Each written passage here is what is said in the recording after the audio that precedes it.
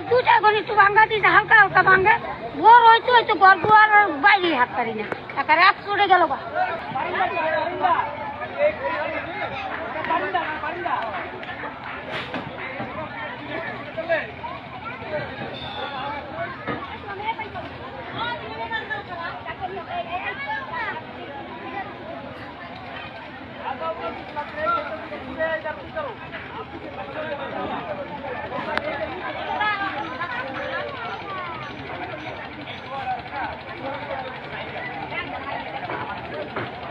দর্শক, অবস্থান করছি শরীয়তপুরের জাজিরা উপজেলার পদ্মা সেতুর উজানে যে ভাটিতে যে পদ্মার জিরো পয়েন্ট রয়েছে, সেই জিরো পয়েন্টে অবস্থান করছি।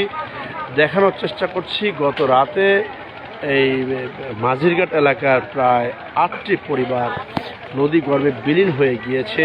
সেখান থেকে তারা একটি কানা করিয়েও নিতে পারেননি, এমন চিত্রটি কিন্তু আমি তুলে ধরার চেষ্টা করছি। স্ক্রিনে দেখতে পাচ্ছেন ডুবে যাওয়া ঘর উদ্ধারের জন্য চেষ্টা করছে মানুষ। সবচেয়ে বড় জিনিস যেই ল্যান্ডটি কিন্তু তাদের চলে গেছে এখান থেকে, একদমই নদী গর্ভে চলে গিয়েছে। এদিকে সেই চলে যাওয়া নদীর থেকে তাদের ঘরের কাঠ থেকে শুরু করে এখানে যে চাল রয়েছে এগুলো উঠানোর জন্য সাময়িক চেষ্টা কিন্তু তারা করছে। এমন বিষয়টি আমি আসলে দেখানোর চেষ্টা করছি। এই পানির ভিতরে চাইলেই তো এভাবে কাজ করা যায় না, তারপরেও তারা চেষ্টা করছে নিজেদের যেই ডুবে যাওয়ার পরে, তলিয়ে যাওয়ার পরে যে সম্বলটুকু রয়েছে ভাসমান অবস্থায়, সেই কাঠগুলো, টিনগুলো খুলে আনার জন্য চেষ্টা আসলে করছে। এমন বিষয়টি আমি আপনার দেখানোর জন্য চেষ্টা করছি। দর্শক, সঙ্গেই থাকুন। দেশ ও প্রবাস থেকে যারা দেখছেন তাদেরকে জানাচ্ছি লাইভ প্রোগ্রাম থেকে শুভেচ্ছা, অভিনন্দন। এদিকে পানি সম্পদ মন্ত্রণালয়ের একটি সি বোর্ড আমরা দেখতে পাচ্ছি, সে দেখার চেষ্টা করছে এখানকার চিত্র।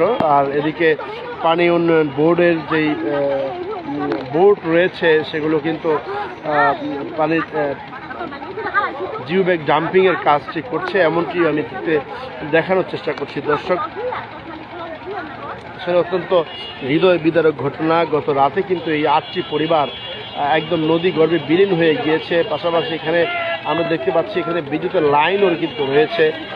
অনেক স্বপ্নের যে ঘর, যে থাকার জায়গাটি, এগুলো কিন্তু নদীগর্ভে বিলীন হয়ে গিয়েছে। তবে দেখতে পাচ্ছি দর্শক, চেষ্টা চলছে ভাসমান যেই কাঠ রয়েছে, যেই ঘরের যেই বডিটি রয়েছে সেগুলো সরানো।